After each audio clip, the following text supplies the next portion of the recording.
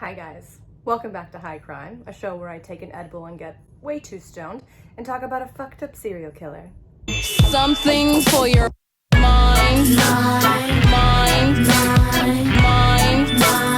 Something. Today though, I'm not gonna eat anything. I'm gonna smoke. Cause I'm just, edibles is a different high and I don't need to explain myself to you. So today I will be smoking from my vape, obviously. Select. It's called Original Glue and it's a hybrid and it is delicious. Let's just get to it.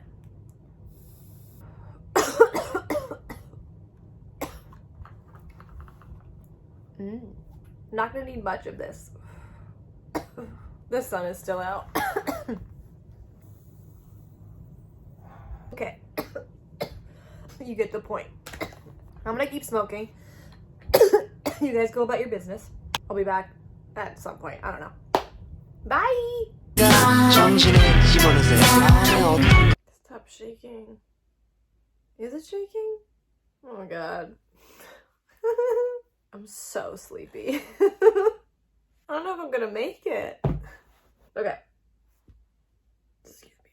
I'll just say so many pot stickers. Okay. So, a little bit of a different episode. What was that? I usually don't do unsolved mysteries because I don't like them, but this one terrifies me and I had to share it. Today we're going to be covering the Villisca axe murders. Okay, so Villisca, Iowa, it's 1912. Villisca had a population of about 2,500, so very small town, and it was flourishing at this time, but these murders kind of overshadowed all of that, and now that's what they're known for. That sucks. So a prominent businessman, Josiah Moore, and his wife, Sarah, they buy a nice, simple colonial home in 1903. So Josiah and Sarah had 5 kids? 4. They had 4 kids. Herman, who was 11, Catherine, who was 10, Boyd, who was 7, and Paul, who was 5. Who was? Was that right? So Sunday afternoon on June 9th, 1912, the Moore family went to church, as they do. Oh, it was a Sunday. Did I say that? Everything went smoothly, no problems there. Church is church, you know what I mean? And they were pretty close to their neighbors, and they're, the Stillingers. And they had 2 daughters, Lena and Ina, I think. I-N-A. Lena and Ina? That'd be great. And the Moore family left with Lena and Ina. I don't know. Let's just say Ina. And they just went home. And they went to bed that night. And around 7:30 the next morning, their neighbor grew concerned because the Moore family was usually out doing their chores by then. And she just didn't hear any noise coming from the house. So she walks over, like the nosy neighbor she is, and she tries the front door, but it's locked. So she goes to the back door and she sees that the chickens are still in their coop and the livestock is still tied up. So she's like, that's weird. That's not supposed to happen. So she calls Josiah's brother and she's like, where the fuck is your brother, dude? So the brother comes over and finds a spare key. I think only he goes in. Yeah, only Ross, the brother, goes in. And he said it was really quiet. He goes into the back bedroom and sees 2 figures on the bed covered in sheets and there's blood on the bed frame. So he books it out of there and Ross asks the neighbors to call the cops. And he also called an employee of the Moore family, whose name is Ed. And Ed comes over and Ross is like, I can't go in there and look. Please, can you go in there and tell me what happened? So Ed goes in and pretty quickly turns around, comes back outside and says, there's someone murdered in every bed. What? Can you imagine? That's it. You're over. You can't come back from that. Every time you close your eyes, that's what you're gonna see. No, thank you. So everyone in that house was murdered that night, including the 2 little girls who didn't even fucking live there. Oh, that's the worst luck. All the victims had their skulls bashed in 20 to 30 times with the blunt end of an axe, and the ceilings on some of the bedrooms had gouges in them from the upswing of the axe. So that guy was fucking going to town. Ugh. And all of the victims were covered in sheets. I don't know why. Did he feel guilty about it? I don't know. The murderer had also gone through their dressers and put their clothes over all the mirrors. They also found the murder weapon. It was a partially cleaned axe and was just leaning up against the wall. On the kitchen table there was a plate of uneaten food and a bowl of bloody water. And my favorite detail, there was a 4-pound slab of bacon just leaning up against the wall. I don't know why. So you got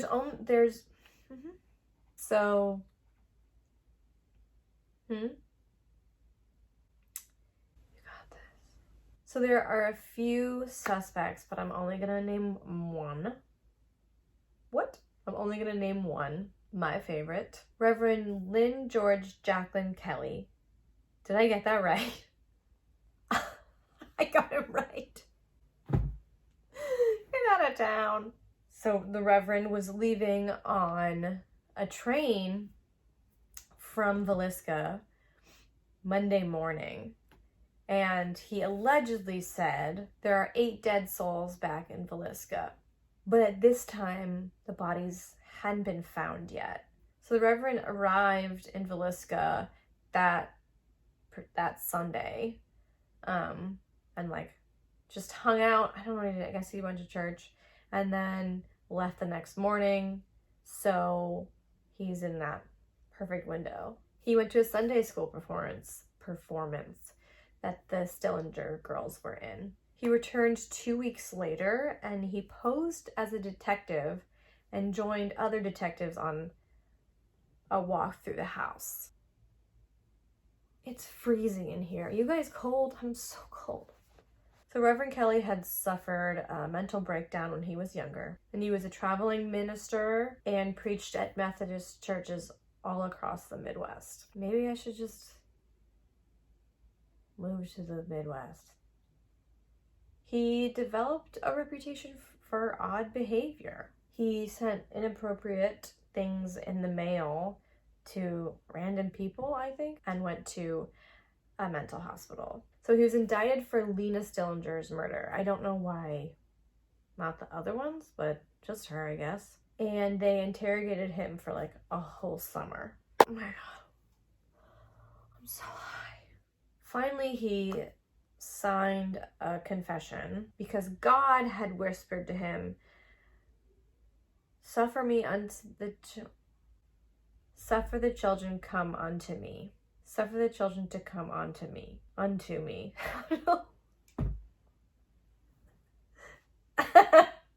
Oops. What the fuck does that even mean?